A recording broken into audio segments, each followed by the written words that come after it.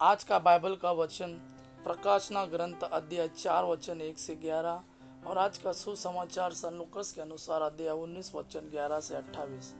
प्रकाशना ग्रंथ अध्याय 4 वचन 1 से 11। इसके बाद मैंने एक दिव्य दृश्य देखा। मैंने देखा कि स्वर्ग में एक द्वार खुला है और वह तुरही जैसी वाणी जिसे मैंने पहले अपने से बातें करते सुना था बोल रही है, यहाँ ऊपर आओ, मैं तुम्हें दिखाऊंगा कि बाद में क्या होने वाला है। मैं तुरंत आत्मा से आविष्ट हो गया। मैंने देखा कि स्वर्ग में एक सिंहासन रखा हुआ है और उस पर कोई विराजमान है जिसका रूप रंग सूर्यकांत एवं रुधिराक्ष के सदृश है और सिंहासन के चारों ओर मरकत मणि जैसा एक आधा मंडल है। सिंहासन के चारों ओर 24 सिंहासन रखे हुए हैं और उन पर 24 वयोवृद्ध विराजमान है।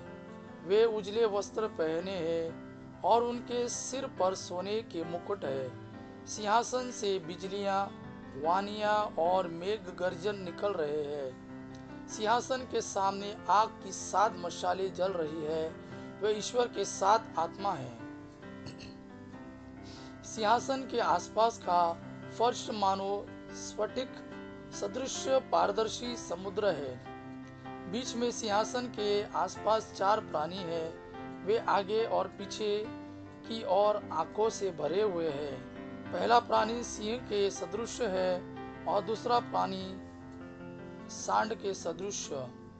तीसरे प्राणी का चेहरा मनुष्य जैसा है और चौथे प्राणी का उड़ने वाले गरुड़ जैसा। चारों प्राणी के 6-6 पंख है। वे भीतर बाहर आंखों से भरे हुए हैं और दिन रात निरंतर यह कहते रहते हैं, पवित्र पवित्र पवित्र सर्वशक्तिमान प्रभु ईश्वर, जो था, जो है और जो आने वाला है। जब जब प्राणी सिंहासन पर विराजमान युगों युगों तक जीवित रहने वाले को महिमा, सम्मान और धन्यवाद देते हैं, तब तब 24 वयोवृद्ध सिंहासन पर विराजमान को दंडवत करते हैं। युग युगों तक जीवित रहने वाले की आराधना करते और यह कहते हुए सिंहासन के सामने अपने मुकुट डाल देते हैं, हमारे प्रभु ईश्वर, तू महिमा, सम्मान और सामर्थ्य का अधिकारी है, क्योंकि तूने विश्व की सृष्टि की। तेरी इच्छा से वह अस्तित्व में आया और उसकी सृष्टि हुई है।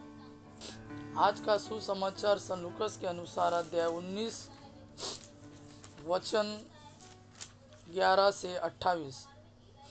जब लोग ये बातें सुन रहे थे तो ईसा ने एक दृष्टांत भी सुनाया, क्योंकि ईसा को यरूशलेम के निकट पाकर वे यह समझ रहे थे कि ईश्वर का राज्य तुरंत प्रकट होने वाला है। उन्होंने कहा, एक कुलीन मनुष्य राजपद प्राप्त कर लौटने के विचार से दूर देश चला गया।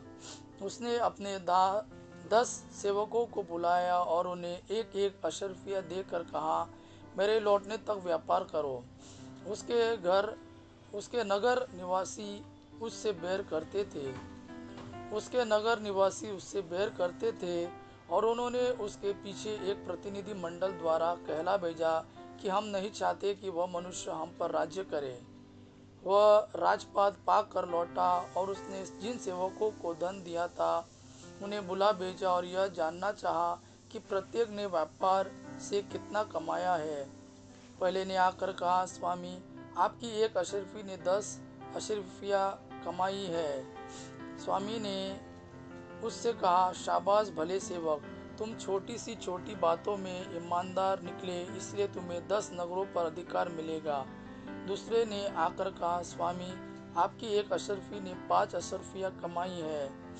और स्वामी ने उससे भी कहा, तुम्हें 5 नगरों पर अधिकार मिलेगा। तब तीसरे ने आकर कहा, स्वामी, देखिए, यह है आपकी अशर्फी। मैंने इसे एक अंगोछे में बांध रखा था। मैं आपसे डरता था क्योंकि आप कठोर हैं। आपने जो जमा नहीं किया उसे आप निकालते हैं और जो नहीं बोया उसे लूटते हैं। स्वामी ने उससे कहा, दुष्ट सेवक, मैं तेरे ही शब्दों से तेरा न्याय करूंगा।